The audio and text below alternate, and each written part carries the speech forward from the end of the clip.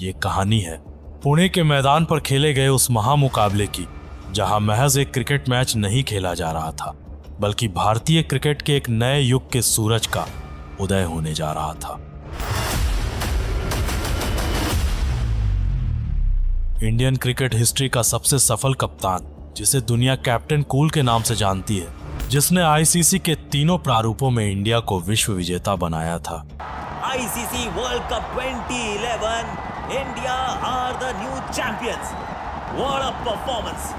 एक ऐसा कप्तान जिसकी कप्तानी का तरीका सबसे अलग और अंदाज सबसे निराला था, और जिसकी कप्तानी के चर्चे दुनिया भर में मशहूर थे। He's done a fantastic job. He'll be remembered as a great captain. Dolly is a fabulous player.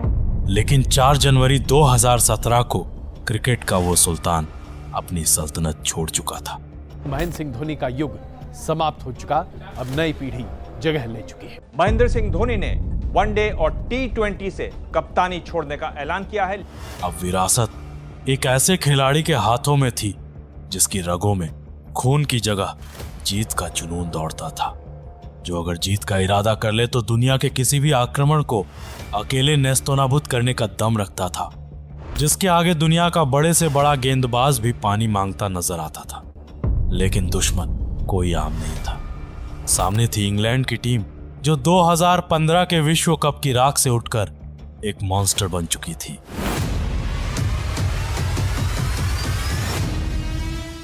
Eoin Morgan की वो इंग्लैंड जिसके पास पावर हिटर्स की एक ऐसी कतार थी जो दुनिया के किसी भी गेंदबाजी आक्रमण को राख करने का मादा रखती थी।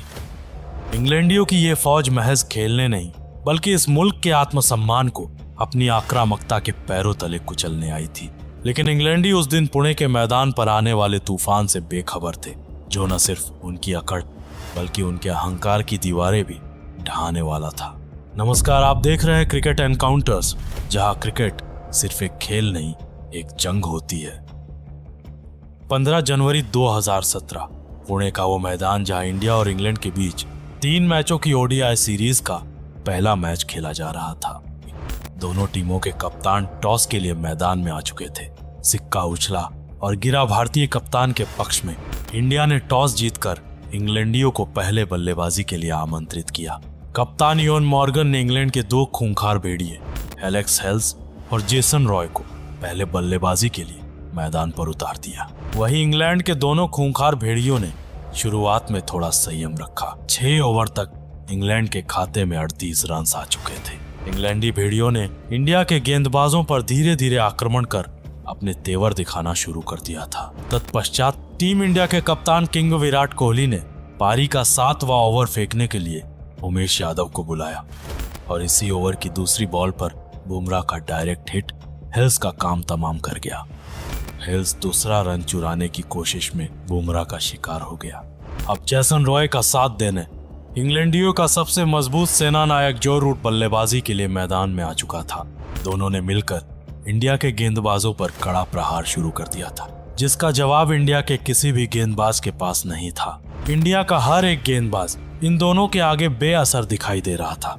पुणे की यह सपाट पिच उनके लिए किसी कत्लगाह से कम नहीं थी, जहां वो भारतीय प्रशंसकों की उम्मीदों का गला घोट रहे थे। इन दोनों ने मैच का संपूर्ण मोमेंटम इंग्लैंड की ओर झुका दिया था। 18 ओवरों का खेल खत्म हो चुका था और इंग्लैंड का स्कोर 100 रनों के पार जा चुका था।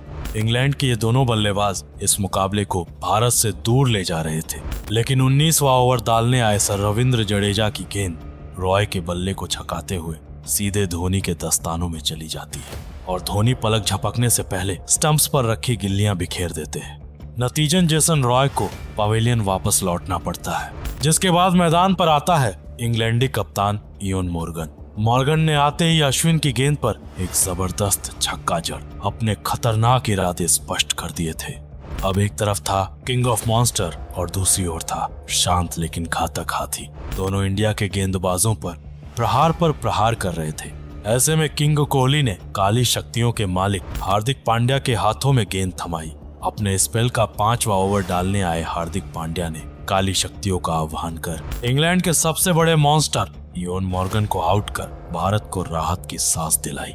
ऐसे में अब मैदान पर थे जो रूट और जॉस बटलर, बटलर ने आते ही कुछ बड़े शॉट खेल इंग्लैंड की पारी को तेज करने का प्रयास किया, लेकिन काली शक्तियों का वो आका हार्दिक पांड्या, जिसने खतरनाक दिख रहे जॉस द बॉस को आउट कर पवेलियन भेज दिया। और इसके कुछ ही देर बाद जो रूट भी बुमराह की गेंद पर बड़ा शॉट खेलने की कोशिश में हार्दिक के हाथ में अपना कैच दे बैठे। 42 ओवरों का खेल हो चुका था और इंग्लैंड का स्कोर 5 विकेटों के नुकसान पर 245 रन था। अब मैदान में था इंग्लैंड का सबसे बड़ा फिनिशर बेन स्टोक्स। स्टोक्स ने आखिर के ओवरों में अपनी बल्लेबाजी से मैदान में ऐसा तूफान ला दिया जिसे देख ग्राउंड में बैठे सभी भारतीय प्रशंसक सहम गए थे। बेन स्टोक्स के उस भयानक प्रहार के दम पर इंग्लैंड ने 50 ओवरों के अंत तक 350 रनों का एक ऐसा चक्रव्यूह रच दिया था जिसे भेदना नामुमकिन लग रहा था।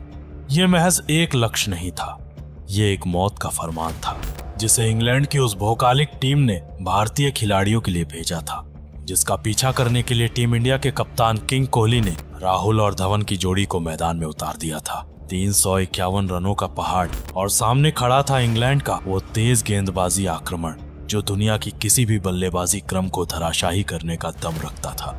अभी इंडियन टीम के खाते में महज 13 रन ही जुड़े थे और तभी डेविड विली नाम का वो अहंकारी गेंदबाज, जिसने शिखर धवन को आउट कर पुणे के मैदान में हो रहे शोर शराबे को खामोशी में तब्दील कर दिया था। अब अंग्रेजों के चेहरों पर वो शैतानी मुस्कान लौट आई थी। उन्हें अंदाजा हो गया था कि शिकार अब जाल में फंस चुका है। एक एक कर भारत के सबसे बड़े सूरमा इंग्लैंड के गेंदबाजी आक्रमण के सामने परास्त हो रहे थे। युवराज सिंह, वो शेर जिसने न जाने कितनी जंगें जिताई थी, आज उसकी तलवार भी खामोश थी। क्रीज पर आना और वापस लौट जाना जैसे कोई अंतिम यात्रा चल रही हो। 351 का वो पहाड़ अब और भी विकराल रूप धारण कर चुका था। ऐसा लग रहा था मानो भारतीय क्रिकेट का ये किला ताश के पत्तों की तरह बिखर जाएगा। और फिर वो हुआ जिसने करोड़ों भारतीयों की उम्मीदों की आखिरी लौ भी बुझा दी। महेंद्र सिंह धोनी, वो जादूगर जो नामुमकिन को मुमकिन कर देता था, आज बेबस नजर आया।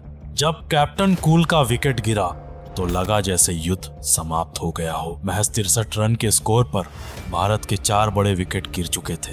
लोगों ने मान लिया था कि ये हार नहीं, ये एक ऐतिहासिक जिल्लत होने वाली है। लेकिन अभी भी मैदान के बीचों बीच खड़ा था वो शख्स जिसे दुनिया किंग कोहली के नाम से जानती है। चारों तरफ लाशें बिछी थी, उम्मीदें दम तोड़ चुकी थी। अंग्रेज खिलाड़ी कोहली के इर्द गिर्द घेरा बनाकर खड़े थे, जैसे भूखे भेड़िए किसी अकेले शेर को घेर लेते हैं। उनके छींटे, उनकी गालियां, उनकी आंखों का वो घमंड, सब कुछ कोहली को ये बताने के लिए काफी था कि आज तुम्हारा अंत निश्चित है।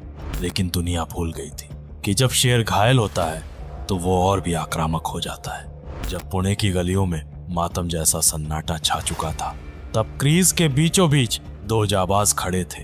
एक तरफ था मॉडर्न क्रिकेट का सम्राट, जिसके नाम मात्र से बड़ा गेंदबाज खौफ खाता था, और दूसरी तरफ था वो मिट्टी का लाल जिसे दुनिया अभी पहचानती भी नहीं थी, केदार जाधव, जिसका कद छोटा था लेकिन इरादे हिमालय से भी ऊंचे थे। कोहली ने जाधव के पास जाकर कहा, आज या तो हम इतिहास लिखेंगे या इसी मैदान पर अपना वजूद दफन कर देंगे। ये सुनते ही जाधव ने अपना बल्ला कसकर पकड़ लिया और ताबड़तोड़ बल्लेबाजी करनी शुरू कर दी। अब डर ने अपना ठिकाना बदल लिया था। जो डर पहले भारतीय ड्रेसिंग रूम में था, वो अब गोरे साहबों की आंखों में साफ झलक रहा था। कोहली का हर सिंगल एक जख्म था और जाधव का हर एक चौका उस जख्म पर नमक का काम कर रहा था। 351 का वो पहाड़ जो कुछ देर पहले आसमान छू रहा था, अब इन 2 महायोद्धाओं के कदमों के नीचे पिघलने लगा था। पुणे की सोई हुई आवाम अब जाग चुकी थी। शोर इतना था कि आसमान कांप जाए, लेकिन असली तांडव तो अभी आना बाकी था। दुनिया को अंदाजा भी नहीं था कि क्रिकेट के इतिहास का सबसे बड़ा जवाबी हमला होने वाला है। अब रक्षात्मक होने का वक्त गुजर चुका था। अब वक्त था तबाही का। केदार जाधव, जिसे अंग्रेजों ने एक मामूली सिपाही समझा था, वो अब एक काल बनकर उन पर टूट पड़ा था। अंग्रेजों की हर फील्डिंग सजावट एक मजाक बनकर रह गई थी। और फिर दुनिया ने वो देखा जिसे विज्ञान भी नहीं समझा सकता। कोहली का वो छक्का, वो महज एक शॉट नहीं था, वो अंग्रेजों के आत्मसम्मान पर जड़ा गया एक तमाचा था। अब अंग्रेजों का अनुशासन बिखर चुका था। साझेदारी 200 रनों की दहलीज लांघ चुकी थी। कोहली और जाधव के बीच अब शब्दों की जरूरत नहीं थी। दोनों की आंखों में जीत का जुनून साफ दिखाई दे रहा था। वो 351 का पहाड़ अब एक छोटे से टीले जैसा नजर आने लगा था। दोनों बल्लेबाजों ने अपने शतक पूरे किए और दुनिया को बताया, जब तक हम जिंदा हैं तब तक हम हार नहीं मानेंगे। पुणे की हवाओं में अब जीत की खुशबू थी, लेकिन युद्ध अभी समाप्त नहीं हुआ था, क्योंकि नियति अभी एक आखिरी और सबसे क्रूर इम्तिहान लेने वाली थी। विराट कोहली, वो किंग जो अकेले मैच जिताने का दम रखता था, अब कैच आउट होकर पवेलियन वापस लौट गया था। केदार जाधव, वो योद्धा जिसने अंग्रेजों के दांत खट्टे कर दिए थे, कुछ ही देर बाद वो भी बड़ा शॉट खेलने की कोशिश में बाउंड्री लाइन पर फील्डिंग कर रहे बेन स्टोक्स के हाथों में अपना कैच दे बैठा। जीत की दहलीज पर खड़ा भारत फिर से लड़खड़ाने लगा था। 351 का वो साया टीम इंडिया को फिर से डराने लगा था। जब पुराने सितारे अस्त हुए तो एक नया सूरज चमका। नाम हार्दिक पांड्या, एक युवा जोश जो दुनिया को ये बताने आया था कि ये नया भारत है, ये किसी भी हालत में झुकता नहीं। अब हर गेंद एक कयामत थी और हर एक रन एक सांस के बराबर था। पूरा हिंदुस्तान हाथ जोड़कर ऊपर वाले से मिन्नतें मांग रहा था। ये महज क्रिकेट के डेथ ओवर्स नहीं थे, ये जिंदगी और मौत के बीच का फासला था। अंग्रेजों ने अपनी पूरी ताकत झोंक दी थी, वो आखिरी प्रहार कर रहे थे, लेकिन उन्हें नहीं पता था कि जिस किले की नींव कोहली और जाधव ने रखी थी, उसे ढहाना अब नामुमकिन था। और अंततः वो पल आ ही गया जब बल्ले से निकली उस आखिरी गूंज ने अंग्रेजों के अहंकार के ताबूत में आखिरी कील ठोक दी। 351 रनों का वो पर्वत जो नामुमकिन की दीवार बनकर खड़ा था, आज इन भारतीय जाबाजों के पैरों की धूल चाट रहा था। जो अंग्रेज भारत को रौंदने आए थे वो आज खामोश हो गए थे। उनका बेसबॉल से पहले का वो पुराना घमंड आज पुणे की मिट्टी में मिल चुका था।